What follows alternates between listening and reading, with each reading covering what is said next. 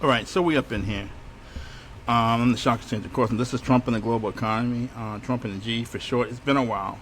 We haven't been broadcasting for a while. Been tied up on other things, but people are asking for our input on the economy and the current political landscape. A lot has happened since we sort of went dark for a while. President Trump is back. He's back in a big way. He won the election just like we predicted. He fought off impeachments. He was impeached several times. He fought off several trials. They tried the opposition, the ops, tried to get him indicted on trying to steal the election interference, starting a riot. Apparently, the president told people to go attack the Capitol building, which wasn't true. But one of the best things the president did for the country, particularly for African Americans, is that he debunked the media and showed how fake it was. When he first got elected, well, his first election campaign, he said the media is fake. They were saying Trump's going to get trounced. He didn't get trounced. And show how fake the media is. They put out propaganda. The corporate media puts out propaganda, and they're paid. They do public relations for whoever's paying them. The Democratic Party, Hillary Clinton, whoever's paying these people, they put out propaganda for them. And Trump debunked the media. Probably the best thing he did for the public and did for African Americans. And so now we're back. And now he's shut down. Now he's canceled NPR and PBS. So recently the Corporation for Public Broadcasting decided it was going to shut down after being defunded by the government. And I think they represent about 15% of revenue for NPR and PBS, and now those organizations are shutting down. And Trump has been going after the media for a while and saying that they're putting out propaganda, and they're putting out a lot of left-wing sort of talking points. And so here is, I never would have thought this would have happened, that they would defund PBS or NPR, but here is what Congress's problem with NPR and PBS is. So I'm going to try to share my screen and show a show from Laura Ingraham when she's talking to a few Congress people who are describing their issues with NPR and PBS and why they decided to defund it. So here we go.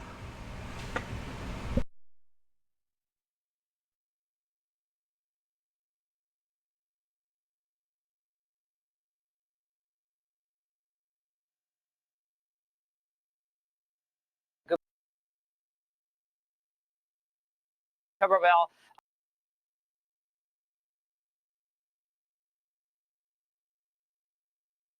Complaints were, a lot of them were centered on the stories that NPR, let's focus on NPR for a moment and news hours, but NPR especially chose to cover. So it was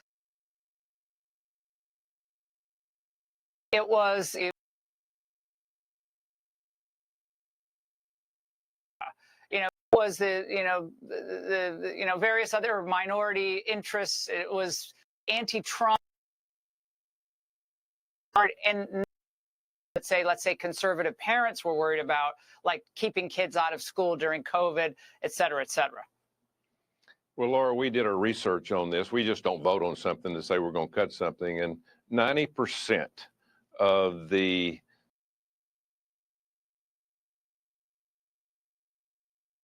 right. We did our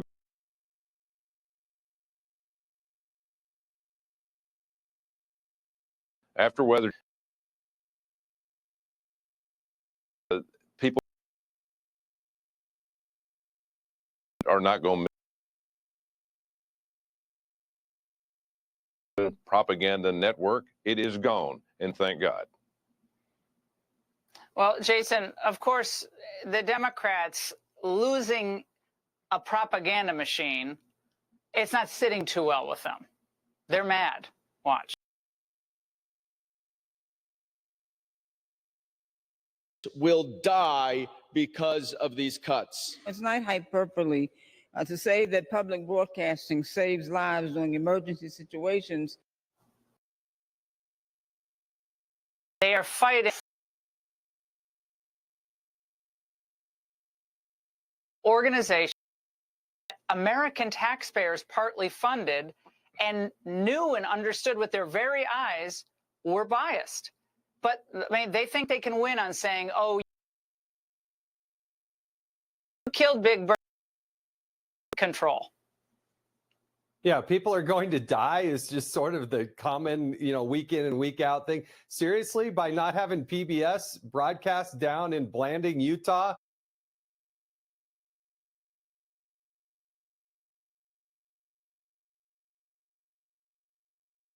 Okay. So basically, they're saying that it's left-leaning, which is, people could count that Fox is right-leaning. So you get to look, when you watch Fox News, it's going to be right-leaning. They put out a lot of right-wing propaganda, but the difference is that PBR and NPS are funded by taxpayers. So that's the main difference. And so now it's canceled, and it's a shame because I grew up in a rural area, and a lot of times NPR and PBS, they put out a lot of educational stuff that you couldn't get on commercial TV. So it's unfortunate. Big Bird or Sesame Street will no longer be around. But again, the nuance is that if they put out a lot of left-leaning information, 90% of it's left-leaning, then is that something taxpayers should be funding? And again, the counterpoint is that because Fox put out right-wing information, Fox is a publicly traded. Fox is not funded by taxpayers, apparently.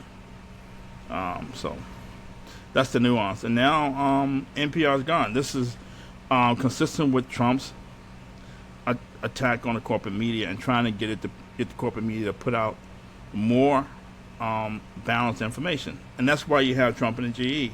So we can put out information that's important to the black community, important to people who want to learn about the true information about the economy and what's going on,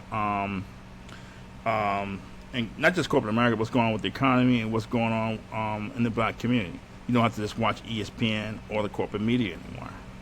And so, again, this is consistent with Trump's attack on the corporate media and this left-wing information. So he's just bypassed the media altogether, where he goes on Truth Social and tells the public exactly what he wants to hear. So we can all get the information at the same time that the corporate media gets it. They put him on Twitter, so he started his own social media platform, Truth Social. So now we can get Trump's policies just straight off Truth Social.